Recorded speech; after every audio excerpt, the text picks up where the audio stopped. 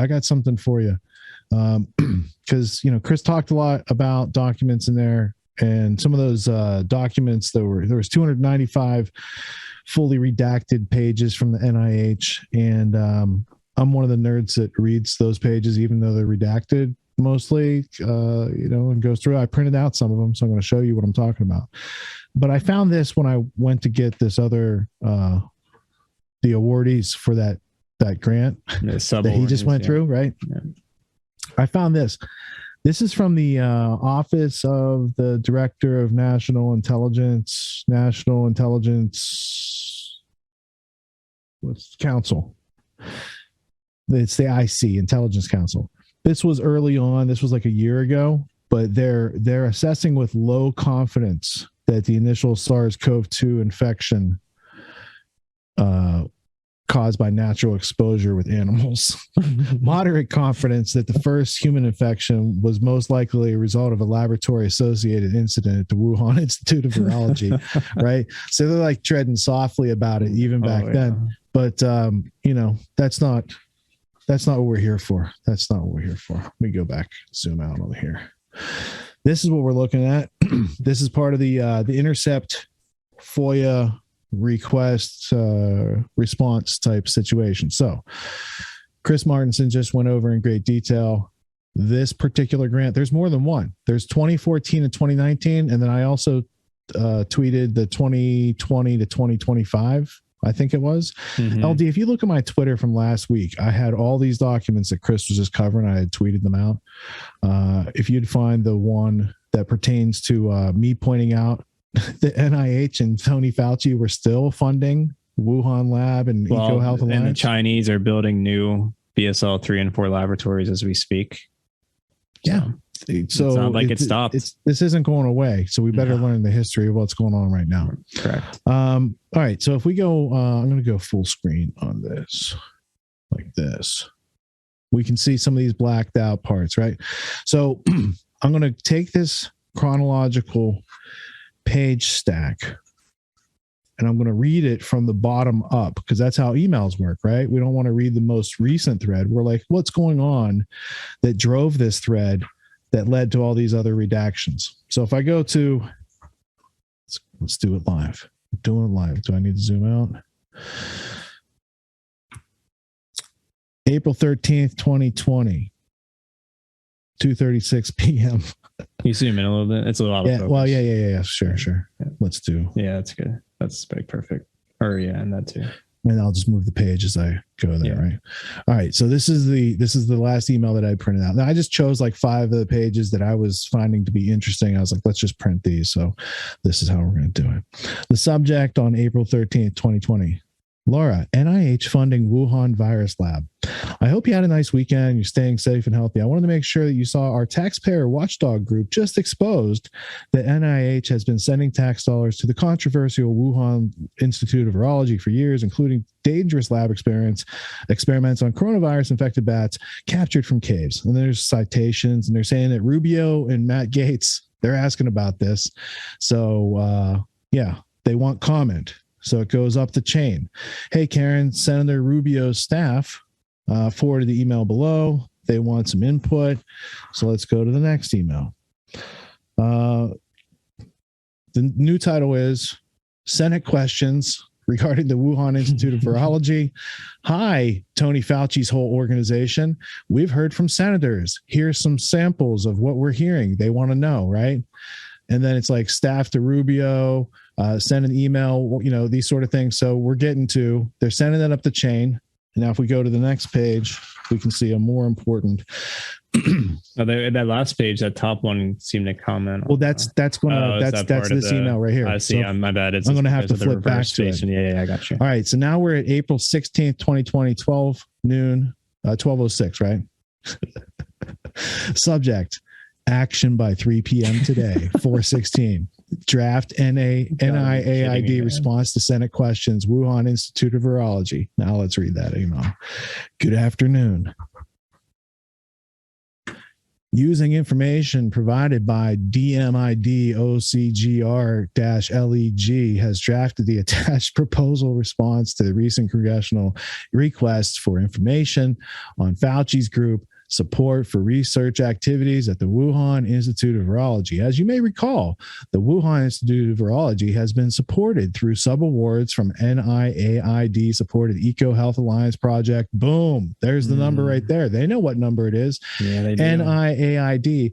And keep in mind, this is not redacted. This is what they left in here, Tony. NIAID also has been asked, quote, would you provide the funding history, year IC, for the Wuhan Institute of Virology, end quote. We have included a funding table in the draft response using subaward amounts outlined in the NOAs for that grant number.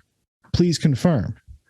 Thanks, Chase Crawford, public health analyst, NIAID, legislative affairs, DHHS. Look at the whole, like, legislative affairs and correspondence management branch, Office of Communications and Government Relations for the NIAID and NIH.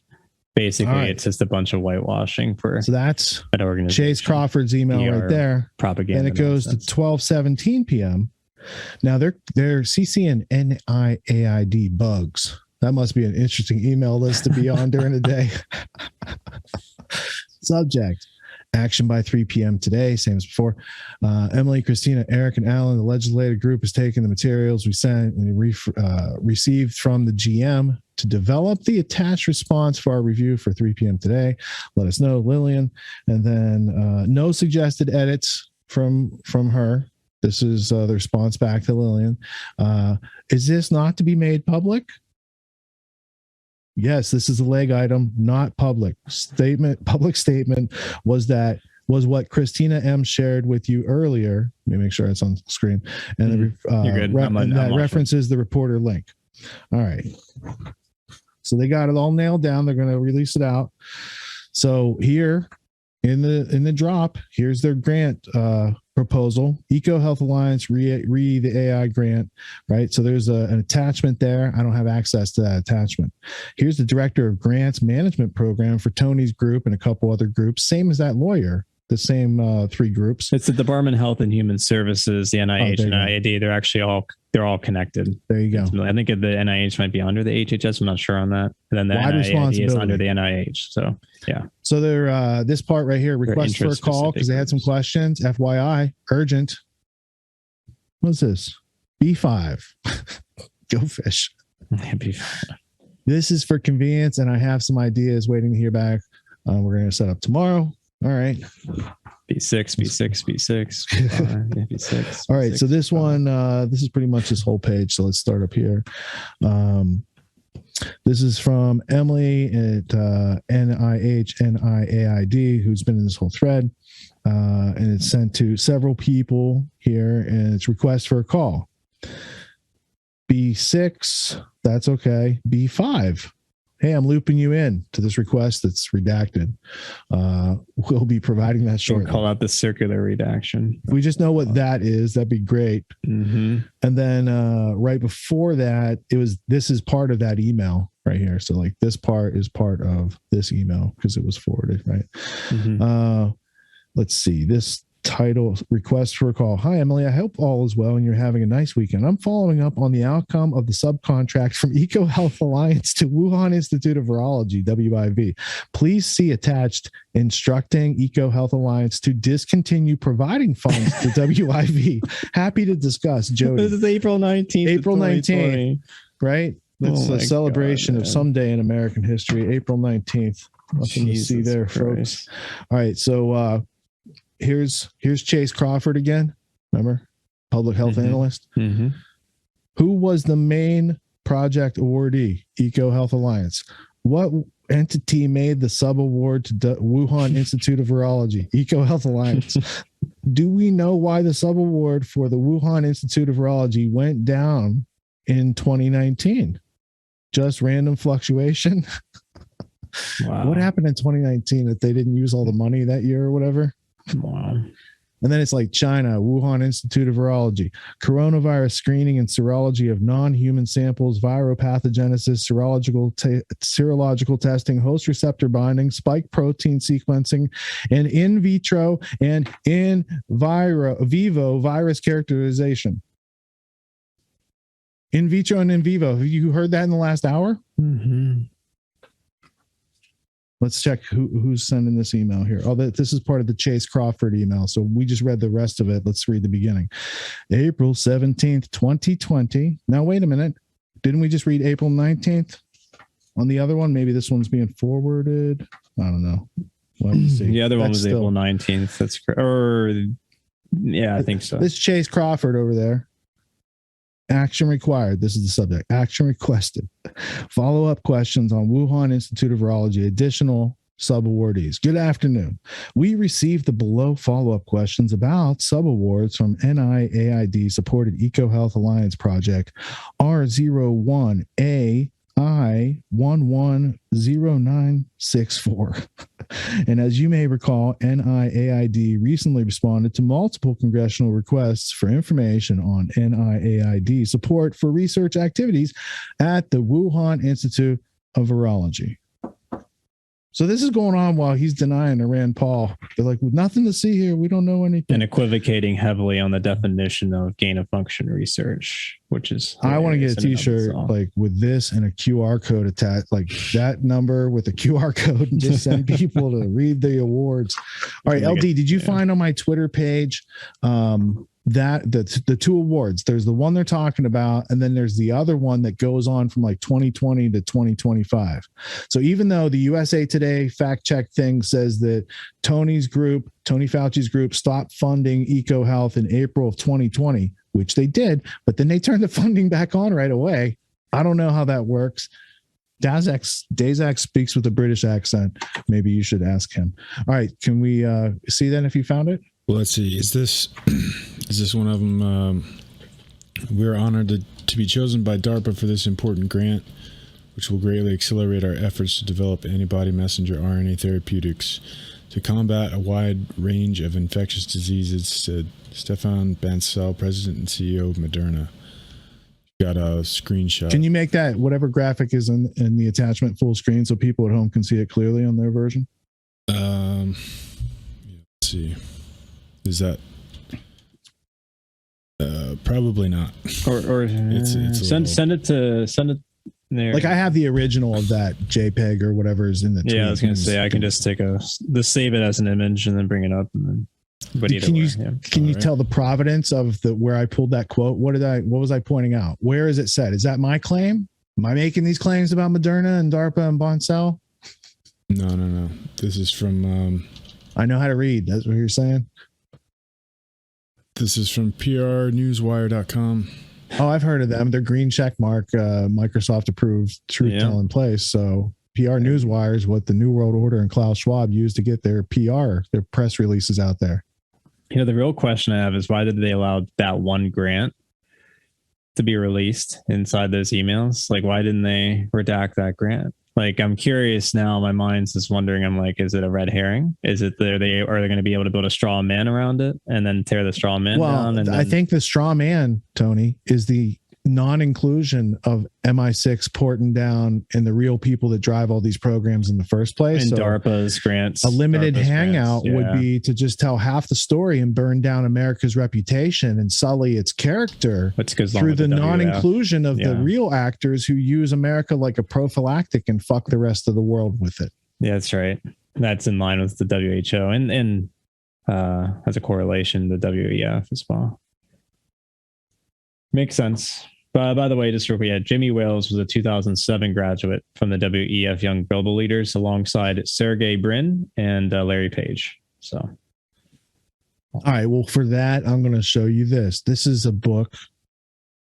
This is more of a nice to know about artifact. You know that guy who made the Money Masters, Bill Still? Yeah. Once upon a time, he wrote a book called The New World Order, a Plan of Ancient Secret Societies. An ancient plan of secret societies. Sorry. And I got this. I didn't know about this book until I interviewed Bill about, Money Masters and other things. He's like, did you know I actually wrote a book? And he's like, I'll send you a copy. So this is written in 1990. And I mean, quite the table of contents in here. Like he's definitely Weissaup's Illuminati, French Revolution. You have the Great Atlantean Plan, the Ancient Secret Societies. That's interesting. For not the Panageria. No internet in 1990, kids. Like this man was at a library. The American Jacobins. Microfiche. But let me just flip toward the end. This is page 147. So this is like 2/3 of the way through the book. Central banking, the Council on Foreign Relations, and FDR. And he talks about Rothschild family and Carroll Quigley right here. So let me just read a little paragraph out of this book, New World Order. Let me make sure it's in focus for you guys. And where'd my pen go? There it is. On the financial front, the priority became the creation of central banking in America. The Rothschild banking family of Europe had learned hundreds of years earlier that once you control the credit of a nation, you control its economy. Carroll Quigley, professor. Oh, my camera froze. Do you see that? Yeah, we can. Yeah. At least it's not my whole Zoom. At least it froze in a good place. Carroll Quigley, professor of history at Georgetown, Princeton, and Harvard Universities, wrote in 1966 in his book, Tragic Hope, the history of the last century shows that the advice given to governments by bankers was consistently good for bankers, but was often disastrous for governments, businessmen, and other people generally.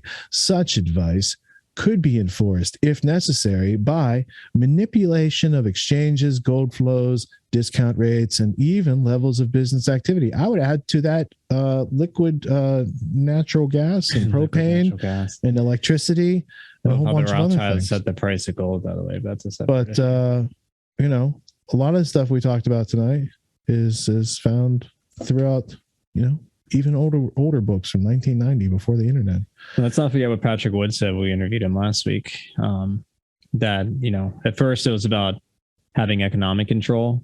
Talked about the Bank of International Settlements in Switzerland, but then they sort of transitioned with the new cybernetic transhumanist vision about gaining control of the individual's mind, heart, soul, you know, mind, body, soul, disposition totally. And they're doing that through these advanced technologies, bioengineering, implants, you know, sort of all that stuff. That sort of is an ominous reflection of what the future might manifest. Bioengineering, implants. It's important to note, though, because it seems like if you go back early enough, they're interested in economic control, but then it seemed to transition into this transhumanistic vision. Go ahead. This was for after intermission, but since you said implants, I'm going to show you this one. This book's from 1991. You see this syringe with the microchip?